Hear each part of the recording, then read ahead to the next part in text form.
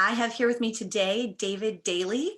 He is the senior fellow at Fair Vote, and he's the former editor of Salon.com. He's also an author and a national expert on gerrymandering.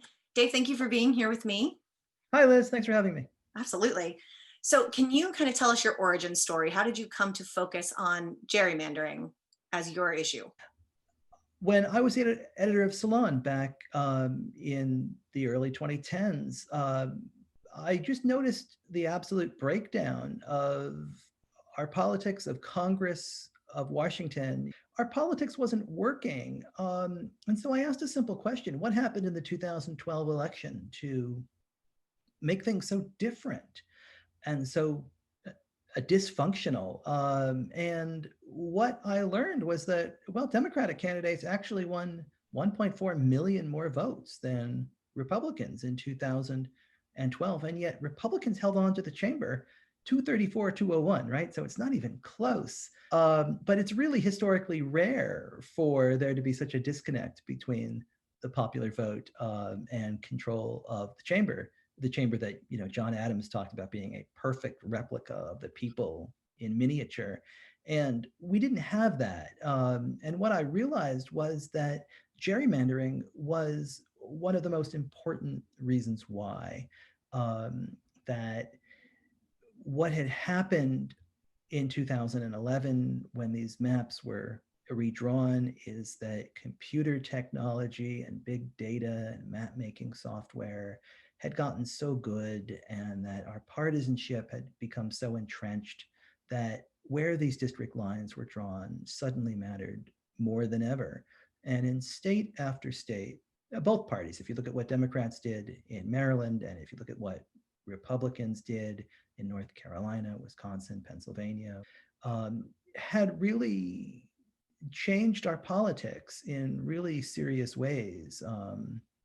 And the entire country was living with the consequences of this. And it seemed like we suddenly had to talk about this serious problem. We can't afford politics as usual anymore. These lines that are being drawn behind closed doors, they're the building blocks of our democracy, and it's our democracy. And when they are twisted by partisans for their own purpose, it really warps the nature of our government itself, and it calls into question the legitimacy of representative government.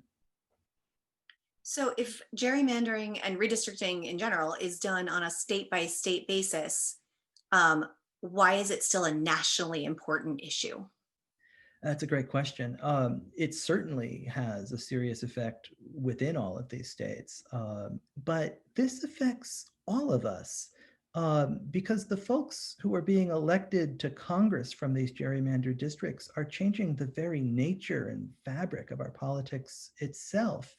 When you have these uncompetitive districts, the only election that really matters anymore is and that tends to be a low turnout summer affair. You get about 20% of the party to turn out, and it's the hardest core of the base of either side so you end up with more extreme candidates. Voters get less of a choice, and then these folks go to Washington and they're incentivized to act in such a way, not to appeal to everybody, but just to make sure that they're able to avoid a primary challenge. That's what they have to do to hold on to their seat. And so they are less willing to compromise, less willing to kind of build bridges and solve problems. And you end up with a Congress that sort of represents the hardest core of the hardcore on both sides, but does not have the capacity to sort of come to consensus on issues, even when the American people really do have consensus. Our politics is not equipped to make those deals anymore because of the way politicians have drawn these lines to entrench themselves in office. Last time there was a wave of state reforms, it was 2018, and 5 states passed some kind of reform through on that election day. But this year, we're down to 1. Virginia is the only state that has any kind of reform on the ballot in November. Can you talk about why, even though it would just be one state, how Virginia's path forward could have a national impact? Sure, absolutely. Let me say first that the amazing thing about those victories in 2018 was the 5 states that passed a reform. They weren't blue states, they were red states, they were purple states. It was Michigan, Ohio, Colorado, Utah, Missouri. For this to pass, it was Democrats, independents, Republicans, and all of these states coming together, recognizing that gerrymandering is wrong, gerrymandering is cheating, and determined to take back the power to draw these lines themselves.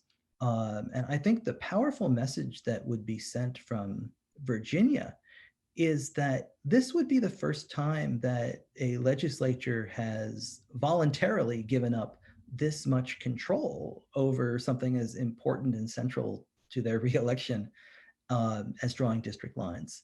And it happened because citizens in the state organized and stepped up and built a bipartisan coalition in order to fight for change. And they showed that people care about this, that this did not make their eyes glaze over. It was not just some wonky topic, that they recognized it as being central to, fixing our broken politics. And they came together and managed to convince a Republican legislature in 2019, a Democratic legislature in 2020 to pass this amendment in 2 years.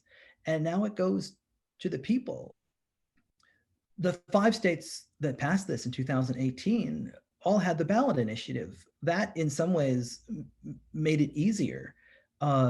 In most states around the country, citizens can't make this change with something as simple as an initiative. They need to get involved in the political process. And for all of those states, Virginia provides a roadmap for how this kind of really difficult but essential change can be made. So to me, the really special thing about being able to spend time with all of these organizations is just watching how fiercely Americans want to save and protect what has been built here over the course of these almost 250 years. Well, that is the most hopeful I have felt in a long time. So I'm going to end there. That was wonderful. Thank you for sharing your expertise and your hopefulness with us. We really, really appreciate you and all of you and all the work you do. Anytime. Thank you, Liz.